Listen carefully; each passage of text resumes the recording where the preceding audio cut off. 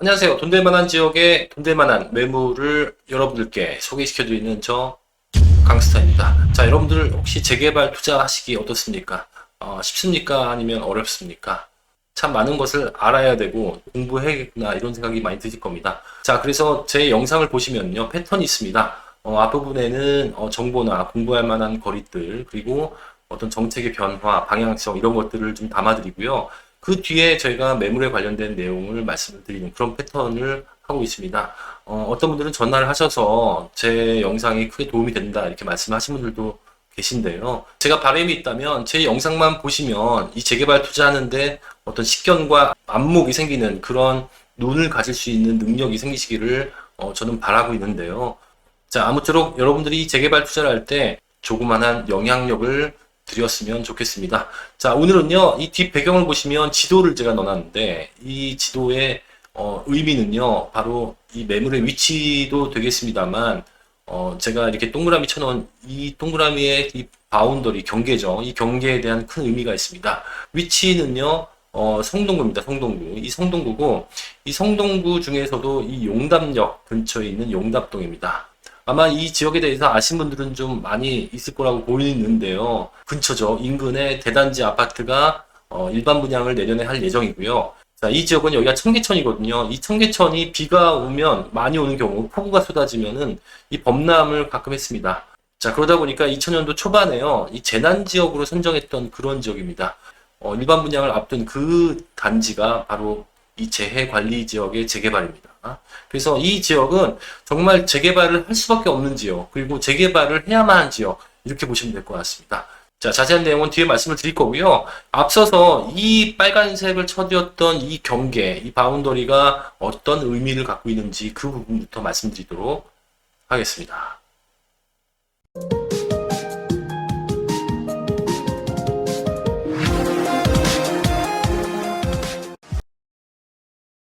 자, 여러분들 유행이라는 게 있죠. 이 재개발도 유행이 있는 것 같습니다. 어떤 선호되는 그런 재개발 방식이 있는데요.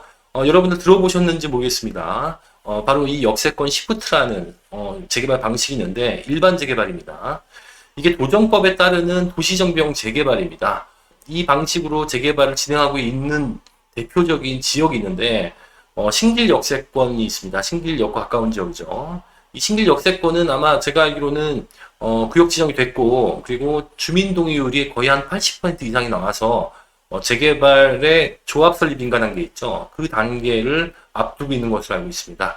이 여의도의 배후 지역으로서는 굉장히 입지가 좋다 이렇게 말씀드릴 수 있겠고요. 그리고 여러분들 잘 알고 계신지 모르겠습니다만 이 원효로 일가가 있습니다. 자, 이 원효로 일가는요, 투자자분들, 용산은 투자자분들이 많으니까, 이 투자자분들이 많다 보니까요, 무슨 사업만 진행하고 재개발 합시다 하면은 동의율이 뭐 금방 60%, 70% 됩니다. 자, 그러다 보니까 이 원효로 일가 같은 경우는 이 공공재개발에 신청을 했다가 이 노후도 부분에서 떨어졌습니다. 이 노후도 부분도요, 제가 보기에는 동수는 가능해 보였는데, 이 과거의 기준으로 이 연면적이 넘지 못했던 그런 것을 기억을 하는데, 바로 그게 탈락이 되자마자 이 역세권 시프트 사업으로 진행을 했습니다. 그래서 빠른 시간에 주민 동의를 얻어서요. 지금은 구역 지정을 위한 신청을 한 것으로 알고 있는데요. 아무쪼록 잘 되셨으면 좋겠고 제가 소개시켰던 매물도 있었기 때문에 제 고객들도 잘 되셨으면 좋겠다는 말씀드리겠습니다. 자, 그리고 효창동이 있습니다. 이 원효로 일가와 이 마주 본다고 해야 되나요? 이 건너편이라고 해야 되나요? 인근에 있는데 이 효창동도 이 원효로 일가와 같은 방식의 재개발을 하고 있는데 이 효창동도 어떻게 보면 이 용산 지역 내에서 저평가된 지역이기도 하지만 재개발로서 아파트가 된 지역은 이 효창동이 거의 유일하다고 볼 수 있는데요. 그만큼 이 효창동과 이 원효로 일가는 역과 관련된 재개발 사업 진행을 하고 있는 중이고 입지가 좋기 때문에 만약에 이 재개발이 돼서 아파트가 된다면 그야말로 대박이다 이렇게 말씀드릴 수 있겠고요. 마찬가지로 제가 효창동도 여러 군데 해드렸습니다. 그분들 지금 동의서를 내라는 그런 우편물을 받으신 다음에 저한테 전화를 많이 하셔서 고맙다는 말씀을 많이 하는데요. 그만큼 우리가 선진입하는 게 이렇게 중요합니다. 자, 그리고 노번 역세권이 있고요. 자, 이 역세권이라는 애매한 경계를 어느 정도까지 볼 것이냐, 그게 굉장히 중요한데요. 이 승강장 경계, 승강장이라는 것은 열차를 타는 곳이죠. 지하철을 타는 곳. 그 타는 곳, 그 경계로부터 500m 이내입니다. 자, 이 500m도 좀 나누는데요. 1차와 2차가 있습니다. 1차는 350m. 자, 2차는 350m부터 500m인데, 이 1차 역세권이 원래는 250m였습니다. 그런데 이 350m로 100m를 늘려줬습니다. 내년까지인데, 이 1차와 2차의 차이가 뭘까요? 자, 1차는요, 종상향이 2단계, 3단계까지 가능합니다. 쉽게 얘기하면 2종 주거 지역이 준주거까지도 가능하다. 예를 들면 그렇습니다. 하지만 2차는 한 단계 종상향밖에 안 된다. 물론 임대 넣고 이런 것들은 다른 사업과 비슷하고요. 자, 그래서 2차까지 안 가고 1차까지 들어가는 이 350m 이내 매물이 좋다라는 말씀을 계속 드리고 있는 중이고요. 그런 매물을 찾기가 어렵지만은 오늘 소개시켜드린 매물은 그 범위 내에 들어간다 이렇게 보시면 될 것 같습니다. 자, 어떤 사업지가 이 역세권 시프트를 할 수 있을까요? 그 대상이 있는데 이 도시정비형의 경우, 그러니까 재개발입니다. 1차 역세권에 이 구역 전체가 들어가야 된다라고 보시면 될 것 같고, 이 원효로 일가 같은 경우도요. 처음에 위쪽 부분을 빼니 많이 그런 얘기가 있었는데 결국은 전체 다 이 사업을 진행하는 것으로 알고 있거든요. 아무래도 이 조항 때문에 그렇지 않을까라는 생각을 합니다. 자, 동의율은요. 자, 입안 제한 시에 50%를 받아야 되고요. 그리고 구역 지정 입안 제한 67%. 원효로 일가가 여기를 넘었다는 얘기죠. 신청을 했다는 얘기고. 자, 조합 설립 인가가 75%. 신길 역세권 같은 경우는 이 조합 설립 인가를 앞두고 있다 이렇게 보시면 될 것 같네요. 자, 가장 중요한 것은요. 이 노후 불량 건축물의 수입니다. 노후된 그 건축물이 얼마만큼 있어야지 이 사업을 진행할 수 있는지 그게 중요할 텐데 첫 번째, 두 번째, 세 번째를 다 만족을 해야 됩니다. 자, 대상 지역 건축물 총수의 60% 이상 서울시 조례를 따르고요. 그리고 노후도 30년 이상 경과 건축물 수 30% 이상 30년 이상 된 건물이 있어야 된다. 30% 정도. 그리고 과소필지 150제곱미터. 그러니까 약 한 45평인데요. 이 작은 건물들이 많이 몰려있는 게 유리하겠죠. 그 비율이 한 40% 이상이 되면은 이 역세권 시프트가 가능하다 이렇게 보시면 될 것 같고 여기에서 서울시 조례에 이 노후 불량 건축물은 어떻게 표현하고 있는지 이 부분을 좀 보셔야 됩니다. 무조건 30년, 무조건 20년 이렇게 말씀하시는 분들도 계신데요. 이게 건축물을 어떻게 지었느냐, 무엇을 지었느냐에 따라 다르거든요. 그 내용을 숙지를 해놓으시는 게 좋을 것 같습니다. 자, 일단 서울시 조례 보면요. 이렇게 되어 있습니다. 이게 공동주택과 공동주택 이외의 건축물로 나누어지는데 쉽게 말씀드리면 이 공동주택 중에 대표적인 게 아파트나 아니면 빌라가 됩니다. 빌라. 자, 빌라 중에서도요.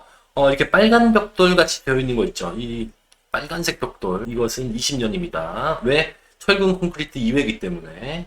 반대로 이 철근 콘크리트 이 철근으로 만들어진 이 철근 콘크리트 조 같은 경우는 별표 1에 따른다고 되어 있는데 이 별표 1이 어떤 거냐면 이겁니다. 이건데 91년 1월 1일 이후에는 뭐 5층인 경우에는 30년, 뭐 4층 이하인 경우에는 30년 이렇게 되어 있는데 그냥 30년 이렇게 기억하시는 게 좋을 것 같습니다.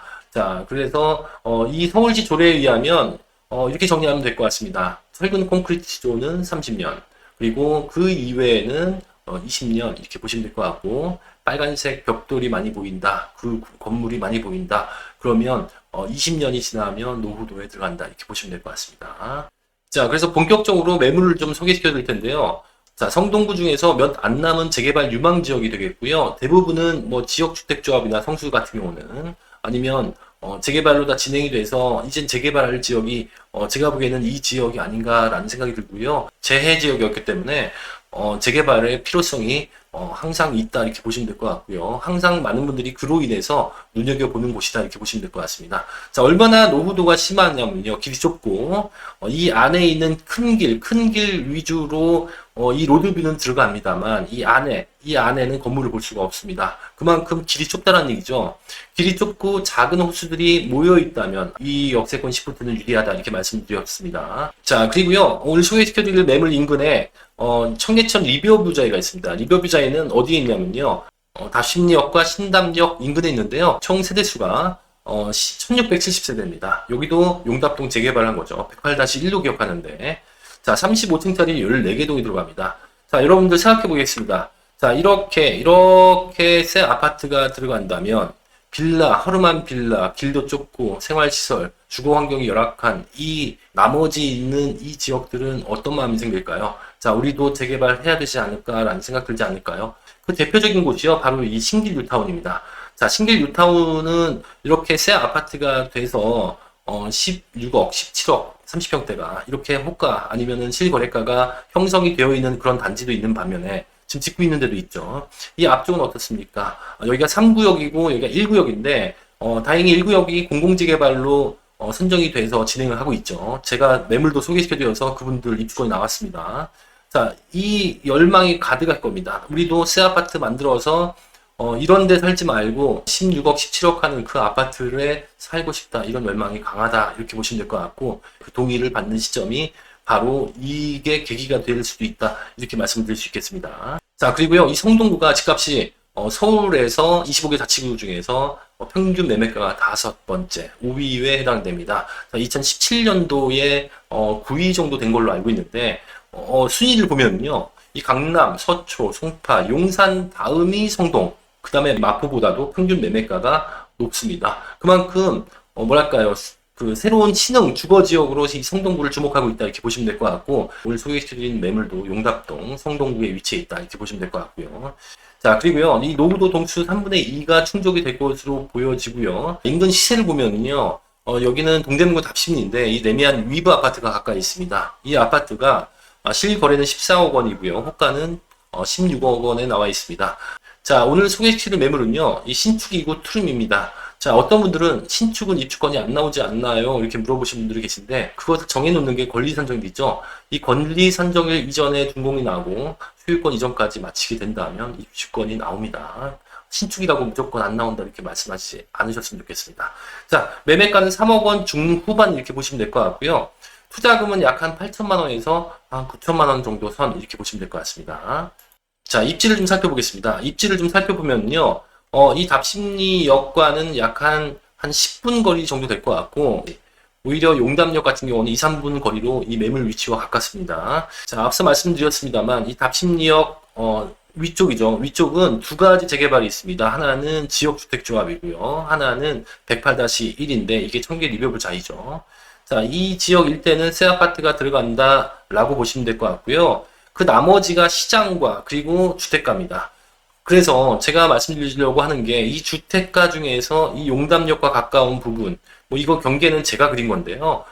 이렇게 역세권 시프트 사업을 해도 충분히 될 만큼 노후화되어 있고요. 길이 좁고 작은 그런 그 건물들이 많기 때문에 충분히 사업을 진행해도 될 것으로 보여지고요. 또한 이 왕십리역도 가깝고요. 그리고 밑에는 성수가 있습니다. 이 성수도 가깝습니다. 그래서 입지는 그야말로 뭐 짱이다, 이렇게 말씀드릴 수 있겠네요. 자, 재개발에서 가장 중요한 건 노후도입니다. 이 노후도가 되는지 한번 볼 텐데요.